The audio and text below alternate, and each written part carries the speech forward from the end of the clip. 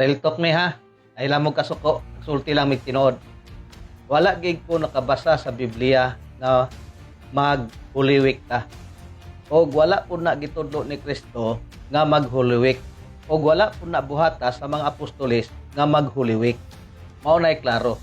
So pagtulunan sa yawa ang dili sugo sa Dios. Pagkahuyang ining presentasyon aning atong higalang tagag liman kag kung di daw ko mabasa sa Biblia, ang usa ka pagtulunan iya daw kuno na sa yawa na kamoy unang maiguan na. Ngano man kay dili baya mabasa sa Biblia og never gitudlo sa mga apostol na kung di mabasa dili tinuod. Wala kay mabasa sa balaang kasulatan nga niingon ang Ginoong Jesucristo kapag dili mabasa sa Biblia ayaw ninyong tuuhi. So therefore, kanang inyong pagsulti nga kung di mabasa, di tinuod or iya sa yawa, kamura ang naigo. Nga naman kay nagtudlo og nagtuo og butang nga dili gitawag og mabasa. Now, concerning Holy Week, mabasa ba sa Biblia ang tawag ining Holy Week or kanang celebration nga sama sa ato ang gitawag og celebration karon? Kana nga klase nga pangutana na sa mga taong way hanaw concerning sa process sa usa ka gitawag og written ug usa ka practices nga handed down from one generation to another generation. Nga naman, una, parabag sa Old Testament ba, nahitabo na ang event. Then after sa gitawag og sa event, nahitabo ang pagpasapasa sa ilang paghandom pinaagi sa pagpractice nila, nga gihandom nila ang mga panghitabo at the time sa dihang gipagawa sila from Egypt hangtod sa gitawag og Kanaan. So buti pasabot ni ana, una ang event, then after ana kining oral tradition kanang gipasapasa lang ang mga practices, then after on that written. Mao pud na sa gitawag og Semana Santa. Kanang Semana Santa, it is only a celebration or tawag ining oral celebration or oral tradition na din gipasa-pasa ang maong gitawag og paghandom after nahitabo ang event. Ano sa man nahitabo ang event nga nagantos og namatay ang ato ang Ginoong Jesucristo? Nahitabo ang tawag ining event ni adtong tuig 33. Then after on that, ang written nahitabo siya sugod sa 52 AD hangtod sa 99 AD. Even gani ang gospel na sulat mga around in between sa 60 to 70 AD. So buti pasabot the fact nga ilahang gitawag og gisulat, detalyado nila nga gisulti kung unsay nahitabo adtong pagkamatay o pag-antos sa atong Ginoong Jesucristo. So sa ilang kasing-kasing, sa ilang una-una, ilang gihandom to. Dili lang sila makapractice publicly, nga naman kay at that time, after, 5 years after namatay si Ginoong Jesucristo, nagkatibulaag na ang mga apostol, nga naman kay ang pinakauna nag-launch og persecution, mauman ang mga Hudyo. O so na pag-practice publicly? Nga ilang gihandom ang tawag ining kamatay ni Kristo, pinaagi, parihan ng paghandom ito karon, nga din anang panahon na persecuted man sila, mamatiyon man sila, pangdakpon man sila.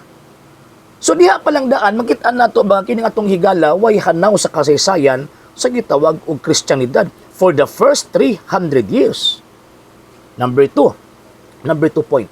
Diha lang sila nahitabo nga nakapractice sila publicly after na na-convert si Emperor Constantine. Nga naman kay tungod abtong balaod nga Edict of Milan, gitolerate ang Kristyanismo diha sa tibuok Roman Empire. Kay sa first 300 years, ang unang milutos mga Hudyo, pagkahuman sunod ang mga Romano. Katong Romanong Imperyo, katong paganong Roma, dili Romano Katoliko ha. Kay maguna-una na po sa Romano Katoliko. Kuya ra ba na sila basta kiling-kiling ice cream na. So so ang unang milutos mga Hudyo, pagkahuman ni sunod kining paganong Romano. Then pagkahuman ana, tungod kay giluto sila, illegal sila for the first 300 years. So again, magtago-tago sila. So saan na pag-celebrate? Kung saan na pag-commemorate? Diha ra sila ni celebrate, diha lang sila ni commemorate publicly after nga na-issue ang Edict of Tolerance katong Edict of Milan. Unya ang pinaka-known ana nga nag-celebrate kini si Bishop Athanasius, Bishop of Alexandria. Unya ka na si Bishop Athanasius Manggod, di man na sila mo celebrate kung dili handed down nga practices. Kanang gipasa-pasa ba ilahan ang tawag ini na receive. First, ang ilang term ang ginagamit ana, a great week or the great week. Kung diin gihandom ang kaluwasan. Hangtod nga gitawag siya og tawag ining Holy Week. Ang question, dautan ba ang paghandom sa kamatayon ni Kristo? Dautan ba ang paghandom sa gitawag og pag-angto sa tuang Ginoong Kristo? Hebrews chapter 13 verse 7. Usa may gisulti sa balaang kasulatan, hinumdumi ninyo ang mga pangulo kaniadto nga nagkinabuhi, namatay tungod sa pagtuo. Si Kristo pangulo sa tanang pangulo, obispo sa tanang obispo. So therefore kinahanglan siyang handumon. So usa sa mga paghandumon kana magtinga magtawag anang magtunganga lang, magpitok-pitok lang mata, dili na aginay tawag ining practices, actions.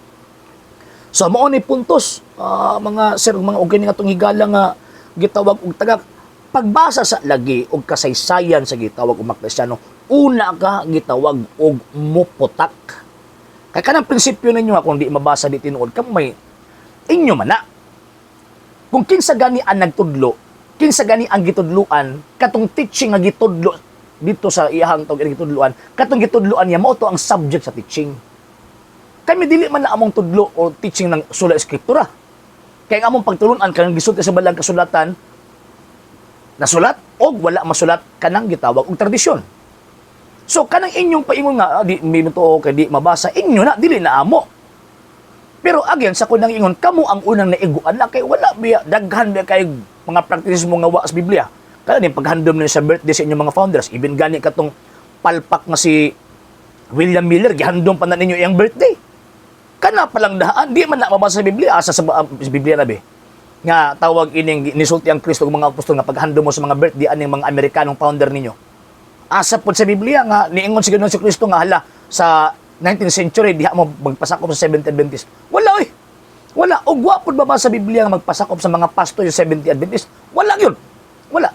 So ang prinsipyo nga kung di mabasa di tinuod og si bisan kinsa magtudlo og maghilihok, magpractice sa butang gitawag og dili mabasa, iya sa yawa kamo ang unang naigo kay nagatuo mo, nagapractice mo og mga butang nga dili mabasa sa Biblia, wa gitudlo sa mga apostol ug wa gitudlo ni Ginoong Kristo. May paning Holy Week kinaapay implicit presentation concerning sa gitawag og celebration. Bangag ra gyud kayang motuo sa inyo ha, ano? Bangag ra gyud kayang motuo sa inyo ha. Muna nga mingon nga tawag ining di mabasa di tinuod nga na magamit din na as tawag ining primary evidence kanang pag-ingon nga di mabasa. Bisan gani kanang term nga di makita, dili man sa magamit as primary evidence. Taga imig supporting evidence nga maghatag og dakong pruweba nga tama na ang inyong interpretation. Pero sa ako nang giingon, bisan pagwa gitudlo explicitly pero implied masabta nato nga ang mga apostol kaniadto gihandom nila ang pagkatao, pag-ampos, pagkamatay ni Ginoong Kristo. So apila din ha ang gitawag og Holy Week. Iyang problema di mo kasabot ana kay sulpot lamang gud mo. Ipangtukod lamang gud mga Amerikano. So unsaon nyo pagsabot sa mga butang nga wa pa mo? Di ba? Di ba? Oh, unsaon nyo pagsabot sa butang nga wala pa mo existence ana nga panahon. Ang Iglesia Katolika nagalihok, nagabuhat niya nga naman kay siya ang naging-uban kang Kristo ug sa mga apostol sa una, ikaduha, ikatulo hangtod karong gitawag og panahon na. Wala nga di gyud mo kasabot bisag kung saan mo pagpasabot. Okay? Sa hindi pa po nakapag-follow sa mga pages po natin, i-follow niyo po yung mga pages po natin, RJ Horolanciano II, TV Apolia Punto Argumento page, Kuya Apologies TV page, and RJ's Vlog 2022. And pwede rin po kayo mag-send po dyan ng Facebook stars. And also, sa ating po mga channels, sa hindi po nakapag-subscribe, subscribe po ninyo yung mga channels natin, Dalay Catholic, Apologies International Official, RJ Sano II TV, Kuya Apologies TV, and Barrio Kawayan Religious Forum. And pwede rin po kayo mag-send po dyan ng super sticker, super chats, and super thanks. And maraming salamat po sa mga kapatid ko mga Katoliko na ulis pong tumutulong sa programa po natin. Maraming salamat po. Nang dahil po sa tulong at suporta po ninyo, ang programa pong ito, until now, andito pa rin po sa social media. And until now din po, nangangailangan pa rin po tayo sa tulong at suporta po ninyo dahil wala po kami magagawa rito mga sir, mga ma'am, kung wala po yung tulong at suporta po ninyo. Sa gusto pong tumulong, sa gusto pong sumuporta, pwede po ninyong ipadala ang tulong at suporta po ninyo sa pamamagitan po ng ating mga account numbers dyan po sa ating pong screen. And pwede nyo po kaming i-message sa ating pong page kung via remittance po yung papadala po ninyo. Maraming salamat po in advance.